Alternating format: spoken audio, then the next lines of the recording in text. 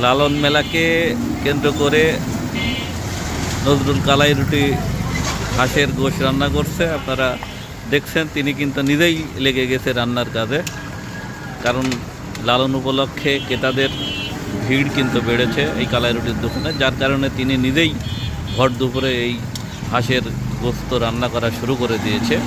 এটা দেশি হাঁসের গোশ এবং রাজহাঁস, সেই রাজহাঁসের গোশ তিনি রান্না করছেন।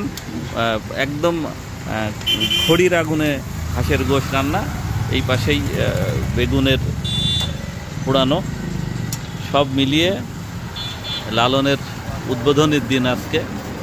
ব্যবসায়ীরা আশা করছে যে আজকে কালাই রুটির দোকানে ব্যাপক ভিড় হবে, যার কারণে আগে থেকেই প্রস্তুতি সম্পন্ন করা হয়েছে। নজরুল ভাই বলেন, কি অবস্থা? রাজহাঁস রান্না করতেছি লালন উপলক্ষে, সুন্দর রান্না হবে। রান্না কি টেস্ট হবে?